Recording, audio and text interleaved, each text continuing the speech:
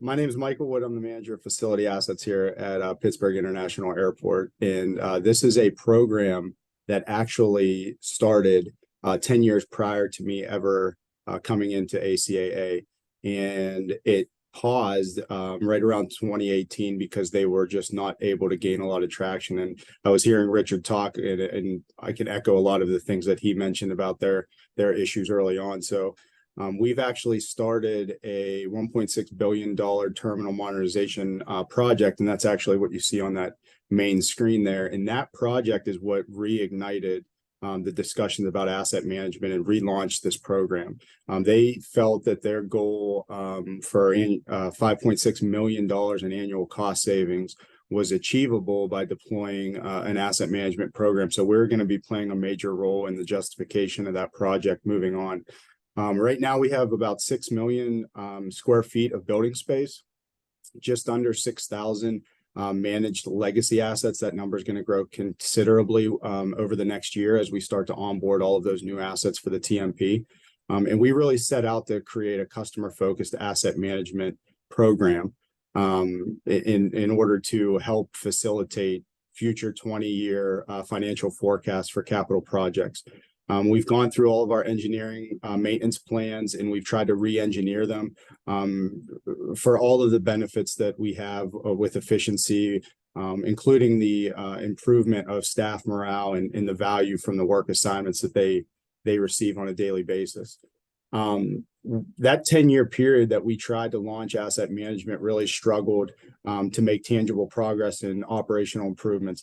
There were a couple key failure points that I think that I was able to see after the fact, and it was led by a premature and overly detailed focus on achieving an ISO standard. And when you're starting from scratch, trying to look at ISO standards is just extremely premature, and you get in over your head pretty quickly. That gave them a little bit of tunnel vision where they weren't able to go after some low-hanging fruit to gain momentum and to garnish some of the buy-in from leadership and from frontline trades personnel. And that really created a lot of issues with some of the other smaller projects that they were trying to get rolled out.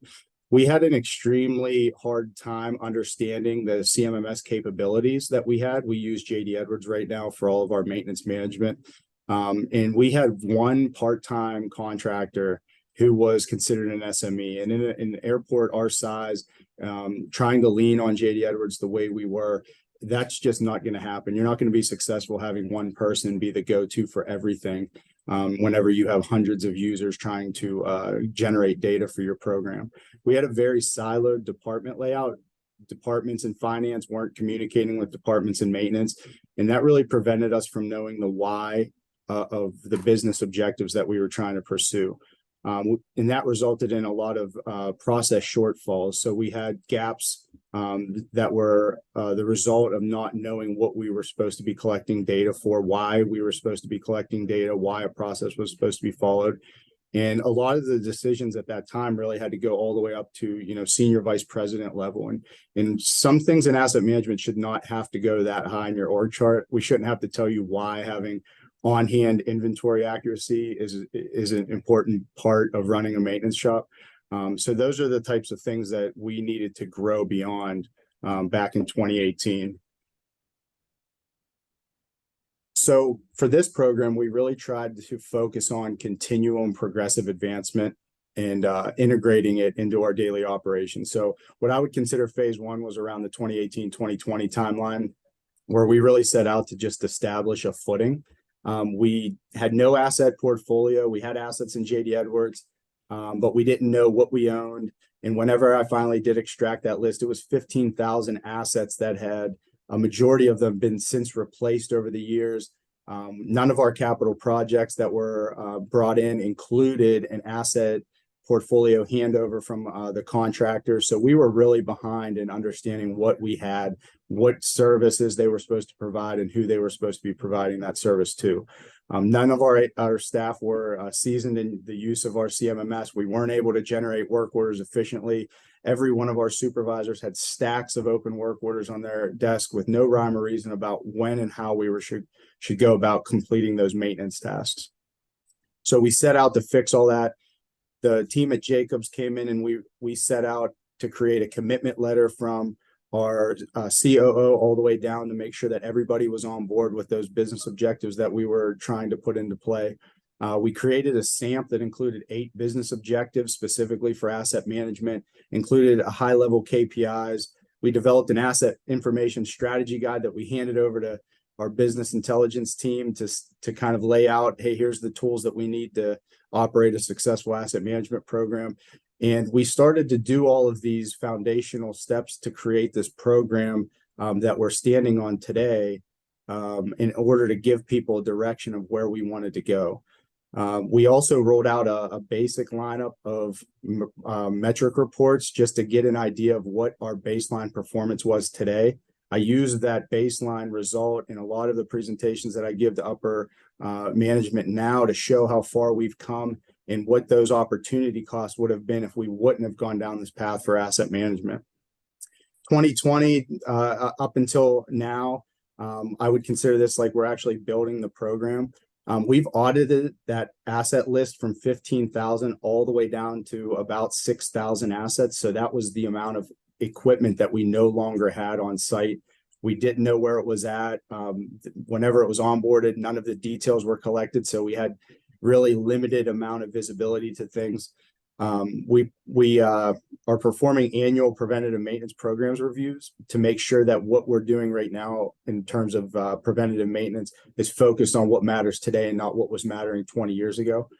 We addressed process gaps like defining an asset onboarding process, defining how do we decommission an asset, and just trying to make sure that we live every single day by reinforcing the spirit of this program and what it means to have an asset management program at Pittsburgh International. What really helped us was the completion of 2 asset management plans last year and the year before. When we talked about levels of service and identifying stakeholders and prioritizing stakeholders and defining what they expect whenever they come to our airport, and talking about asset risk and the criticality and the consequence of failures and all those very basic buzzwords that we talk about, it started to change the way our upper leadership viewed asset management. For years, we had this very negative connotation of, non-valued added meetings and talking in circles.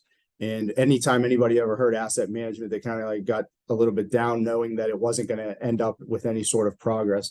So when we went through those amps, we started seeing, the lights turn on about how much opportunity we had starting this program now before the TMP started and moving into a better future whenever we influx all of those assets. Here's one slide that I always try to include some sort of motivational something in my steering committee meetings. And this is one that I feel is really related to the development of those amps. So when you change the way you look at things, the things you look at change. So when we did that amp and we talked about levels of service, we stopped looking at those pieces of equipment like pumps or air conditioners, but rather how they impacted the customer in the environment that we have and how a failure of one of those pieces of equipment could impact that experience, which then you're able to tie back to non-aeronautical revenue and really put a dollar value on every one of those piece of equipment failures. Here's our objectives, kind of compressed down. So improve safety and compliance, reduce annual operating and maintenance costs, optimize capital investments, reduce emergency funding, prevent run-till failure and critical asset outages, and increase workforce training and efficiency. So everything that we're doing right now in asset management, be it employee training, following up on KPIs, improvement roadmaps, are all geared to go after those objectives. And anytime we ever get any sort of pushback or why are we doing this or anything, we revert right back to these objectives and that commitment letter and remind people that, just as Richard said, this might not be something that we achieve a benefit for today or for tomorrow, but we're trying to plan, 5-10 years out and being able to stand on all of that data to provide a direction for our business decisions. Last 2 slides. So this is a graph that identifies how much work we're completing today versus where we were at in 2018. So this identifies work order completed by year along with the work order hours. So we're completing significantly more work order hours on paper, uploaded into JD Edwards for us to do, asset life cycle cost analysis against versus 2018 with the same amount of people. So we're able to prove that our people are able to do more work today, knowing what they're working on, knowing where to go, versus what they did in 2018, getting these very arbitrary work orders. These two graphs on the left-hand side, that's a report of our employee utilization. So if we pay an employee for 8 hours a day, we expect to have 7 hours on a work order. In 2018, it was not uncommon where we would have an employee getting paid 168 hours a month, but only showing 10 or 20 hours worth of work on a work order. That is a major gap that needed to be overcome. So we did root cause analysis, 5 whys, all of the typical industrial engineering, exercises, and figured out why. And now every one of our trade groups is pretty much at goal to say we have documented every work assignment that we've done for today. Now we can do asset management and collect some asset data. On the left or on the right, the stationary engineers handle all of our HVAC. We've pushed in that trade harder than any other trade. And since 2019, we have inverted the type of work order we do. So instead of doing 95% reactive, 5% PMs, that is inverted to the majority of our work orders are preventative maintenance work orders versus the reactive work orders. And whenever you invert that, that indicates that we're now doing work assignments that are planned, expected. We can potentially one day move into PM kitting. And then all of the reactive work orders that if something fails, it's going to be on a Saturday at 1 a.m. Those are minimized, and we're able to increase the amount of uptime each one of those assets have. Then lastly, recently, we've rolled out a 3-year outlook schedule for asset management. This is something our leadership team was really pumped to see. We're trying to focus on not just today, tomorrow, but 3 years out, which by then the TMP will have date of beneficial occupancy. We will have a traditional basic program, and we'll be able to be in a really good position to talk about predictive analytics and all the other more running level asset management activities.